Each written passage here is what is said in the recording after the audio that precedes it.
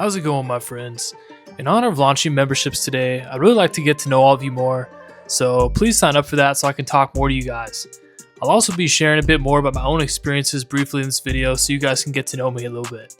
Today I want to talk about my favorite topic, the best mentality approach for long-term success in sports. And one could argue for life as well, but that's probably a different channel. Now, a qualifier. In this video, I want to focus specifically on two basic categories, culture building and winning. So in essence, which mentality helps build a great culture and which mentality just helps pure, unfiltered winning the most? Now, I used to think that they probably had to be mutually exclusive, but now I truly believe they can be accomplished together if the right people buy in. We will see if you agree with me by the end of the video. I will also be using the examples of multiple players in the video, including three players of course which you guys know very well, LeBron, Kobe, and Michael Jordan, and also briefly my own experiences which got me passionate about this topic. Now, as all of you can guess, the ultimate downfall of culture building and winning is ego. After I once made a cocky remark in high school baseball, my coach said to me, "That's what I love about you, Eric. You're right on the edge between cocky and confident." And while I took it as a compliment at the time, I'm quite sure he was also warning me of my ego hurting the team. Now I want you guys to watch this clip of SGA and Jalen Williams after they won the championship. Throughout the history of the NBA, there's no one-man champion. You need every number one needs a number two, every Batman needs a Robin. And especially after last year, the world thought he couldn't achieve what he's achieved this postseason run. Yes. And without him, we would not be champions. I wouldn't have this award. I wouldn't have the Western Conference award. I probably wouldn't be MVP. And that's why I said on the podium that this award is just as much his as it is mine. We're connected now, forever for life. So don't ever think of ditching me. Forever. I'm cool. It's my brother. Now, in every athlete, there comes a moment where you have to either settle into your role for the time being or make your decision to move on. Most alpha male athletes are willing to do it briefly, but eventually their goal is to be their own culture setter and leader. So that's the first issue. I want to discuss what leadership style from coaches and top players is the best approach for long-term culture building and how you can deal with situations like this that's brewing in OKC. Now let's put money aside in this debate for a second because I want this video to apply and help those of you in all levels of sport, not just professional. And let's be real, money is probably the biggest factor for contentedness or lack thereof among top players today. Now let's look at two approaches for leadership specifically in reference to how to keep everyone happy on a team. Breaking down basic sports psychology, besides money, most people want two things. First, to win, and second, to get respect. But often, these are not necessarily in that order for some players. We just want our respect. Rob wants his respect. Coach Vogel wants his respect. Our organization wants their respect. Laker Nation wants their respect. And I want my damn respect too.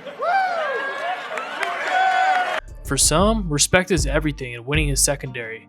For others, like Michael Jordan, who grew up with psychotically competitive brothers, it's more 50-50 or perhaps even more about winning.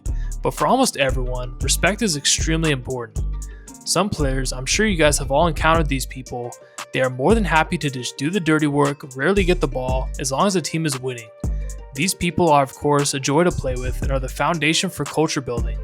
Then there are others, when you've won the game, they are not happy because they only got a few touches. But we were because James was being a point guard. It's funny. A coach called me and said, I never thought anyone can get him to do that. And he did, for short term. So that's what I would tell them. And if you can keep him in that and not want to chase numbers or wanting to score, the thirst of scoring, then you have a terrific player. Yeah, but what changed, though, Doc? What changed? He was playing perfectly, I thought, for you guys. Yeah, he really was. I would say not making the All-Star team really bothered him. He would never say this, but in my gut, I thought it changed almost immediately. Remember, about a game or two after that, he called me and said, "Hey, I want to start coming and playing with the second unit more." And I know exactly what that means. More shots. More shots. I want to go back to attacking and playing. And, we had our ups and downs from that point on. Let's look at the approach of Michael Jordan first. I think even MJ's biggest haters can admit he took on a massive leadership burden in terms of handling the media and pressure. But what was his approach to handling his teammates' desire for winning and respect? Well, let's be honest, the only 2 to 3 players he thought were working hard, he gave respect to. The rest, he could care less about if they felt respected because he felt they weren't working as hard as they should have.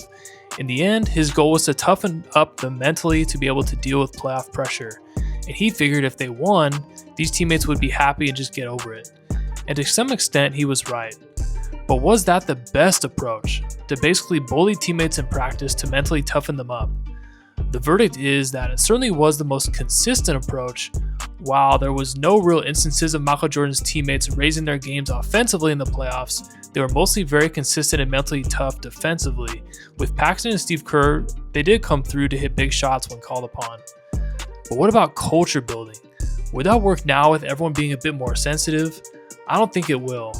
Now the tide has shifted more towards respect than winning, and of course money. Yet if Michael Jordan's teammates in 2025 win the championship after he belittled them in practice, they're most likely still probably trying to change teams afterwards. The second angle of this is roles. Scottie Pippen talked in The Last Dance about how when he came to the league, he was expecting to be the Bulls' best player. But early on, he realized his role was going to be Robin instead of Batman. And despite eventually becoming unhappy about his contract, he settled in. But in today's NBA, would a player of Scottie's caliber, a guy like Jalen Williams, ever be happy being second fiddle for 10 plus years? I don't think so. So what leadership and culture building approach can work in the modern NBA? Let's look at another of your guys' favorite players to analyze, LeBron James. Now LeBron's leadership style early on in his career was team jokester, easygoing. LeBron and Michael Jordan's early years aren't as talked about, but to give LeBron credit, he took over a roster of players who thought they were better than they were, but had actually accomplished nothing. Honestly, in his first and second stint in Cleveland, this is true. LeBron James.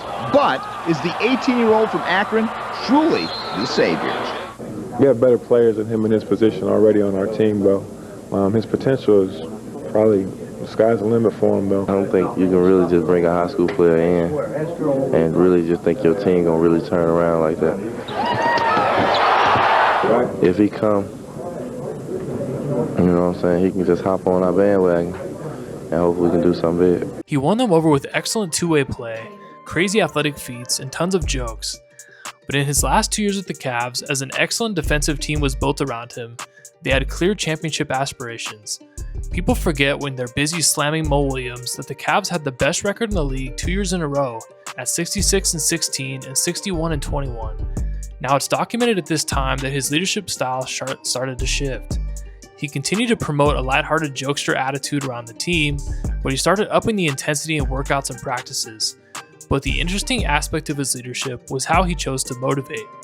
If he had a problem with somebody or something, he started either leaking stories through sources, aka Rich Paul, or trying to make Machiavellian statements in interviews or on social media, such as the famous "We top heavies bleep" or the "Start trying to fit in" tweet addressed at Kevin Love, who sacrificed his MVP caliber seasons and numbers to sit in the corner shooting threes for LeBron. And then a few years later telling Luka the exact opposite. And the show starts and the decision comes on and he makes the announcement. We've all remember it, that he's going to take his talents to South Beach. And I remember texting right away. I said, "Are you okay?" And I think your response was, "There's no effing loyalty in this league." And you were really hurt. It just hurt you, you know. It did.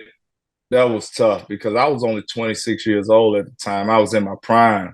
I remember that happening because, we was really good. Be honest with you, that kind of changed my trajectory of my career, from that. I was impacted from that because I sacrificed a lot of my development in my game to play in Cleveland because I was off the ball a lot. I'm known as a great shooter now, but I was really more off the bounce, with the ball in my hands a lot. But I changed my game to really benefit Bron. That's why we was a really good tandem. And then you have the last aspect of his culture building, which is through player investment. LeBron's philosophy is invest heavily in your co-stars' promotion, but everyone else, coaches and role players, they're all interchangeable and can come and go. Now, did his approach work? Essentially, we have to say on some level, yes, it did. We can certainly make the argument that if he took MJ's approach, he could have won more.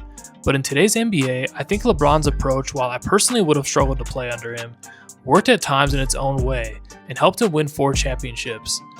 but certainly much more on the winning than culture building, and like I said, I'm sure most of you think he should have won more, especially the 2011 finals, but that's a topic for another video. Bottom line is, his approach did work 4 times, and he has maintained good relationships with teammates more than Michael Jordan has, although many of those teammates probably don't know LeBron advocated to trade half of them behind the scenes. Now there is a third approach. Well, let's look none other than our favorite beloved Black Mamba, Kobe Bryant. We know that coming into the NBA, by the time the Lakers were in the middle of winning their three-peat, and Shaq was reportedly spreading rumors that Kobe couldn't win without him, Kobe was royally fed up. As has been well documented at that time, his leadership approach, which he learned from MJ but took much farther, was, I'm going to work ridiculously hard and take practice psychotically serious, and anybody that doesn't take it as serious as me, I'm going to ostracize or even ignore. Which of course, after Shaq was traded away, was nobody. It has been documented that the only player in the whole post-Shaq pre-Powell years that Kobe was legitimately friends with was Caron Butler. And of course, the Lakers promptly traded him away and pissed off Kobe. But after Powell arrived, Kobe realized his culture building approach wasn't working and he had to change. It's funny, when we sat down, we did the interview together, he finally copped to the fact that after we won championships, he was like, okay, I can just relax and coast over the summer because I know I got a teammate who's going to be training 8-10 hours a day. And I was like, see, that's the BS. That would piss me off. That's it. Yeah. That's the issue. Right. That's the issue.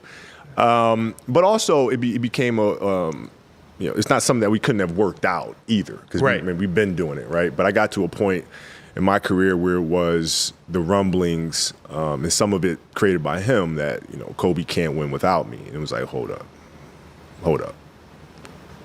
No, it's not true. Right. It's not true. Right. And I'm not going to retire and have people hold that over my head. Mm-hmm. I said, no, let's find out. Yeah. So it was just time to go separate ways. So that Kobe, you can't do it without me. I had a teammate that spoke to me and said, hey, Kobe, I just want to feel like as a teammate, you need me. Duh. Yeah, of course. But I had to kind of think about where that was coming from for him and his story and his journey and what that meant to him. And that opened my eyes to there's a bigger game being played. It's not just basketball, but it's the emotions of each individual and the backstory that they're carrying with them, the baggage that they're carrying with them. And if I really want to be a champion and be a great teammate, I have to understand what those mean to help them become better and in turn, help me. Now that's beautiful.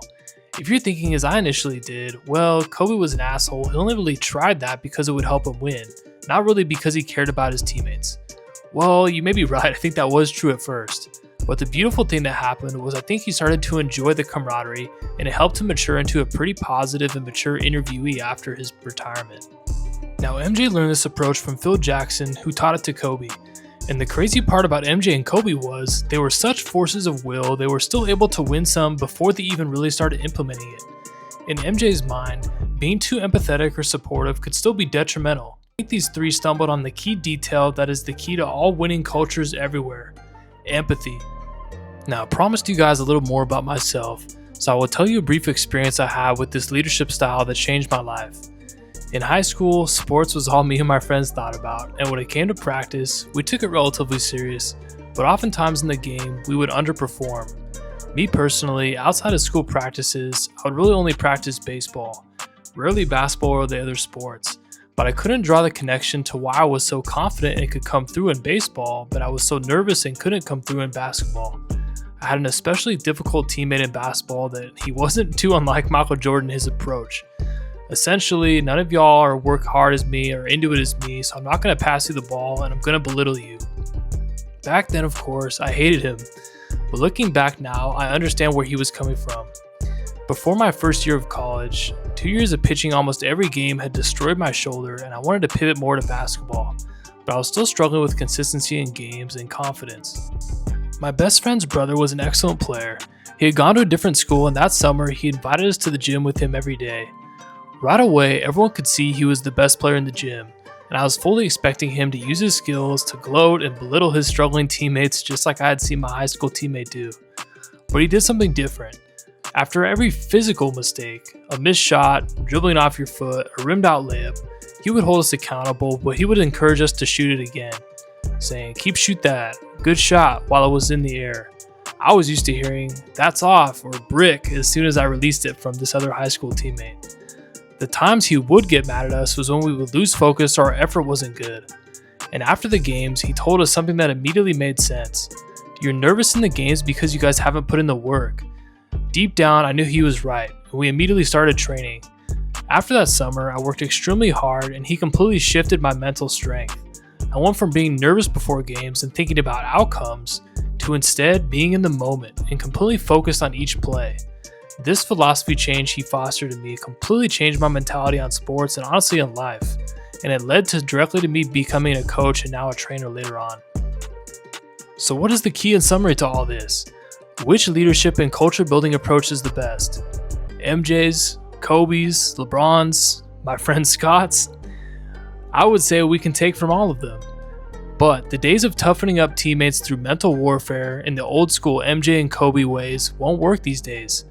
But the social media and behind the scenes maneuvering from LeBron also probably won't work. It's becoming outdated with players being able to see through it. But what did work from Kobe and MJ's approach was the best player setting the standard of hard work and pushing teammates hard to treat practices like the game. You write in the book about LeBron James, the main thing the two of you discussed is what constitutes a killer mentality. What was your message to him? Well, the message is always to go out there and dominate. Right? There's no let up. And once the game starts and once the practice begins, you're in that mode. Everything's a game 7. When you approach every practice and every game with that kind of mentality, it bleeds into the rest of the guys. And then the rest of the unit has that same approach and that same intensity, but it starts at the top. And LeBron's approach of fostering a joking camaraderie off the court can be good too. But I think ultimately what will help potential dynasties like OKC stay together is my friend Scott's approach of empathy, learning what each player needs, what makes them tick, and pushing them to be great. And if they don't respond, take Kobe and LeBron's approach, ship them out. Just kidding. But the beauty of an empathetic leadership approach is, even if you're doing it just for winning, you may end up making some pretty great friendships along the way. And for those of us that aren't competing for NBA championships day in and day out, that's pretty darn worth it. Thanks for watching, guys. We got a little sentimental today there, but I hope you guys enjoyed it. And if you're currently a leader on your team or a coach, I hope it helped you. If you'd like to hang out with me more, discuss topics, get to know each other and more, don't forget I just started the membership, so come join if you'd like. Have a great week, guys. Peace.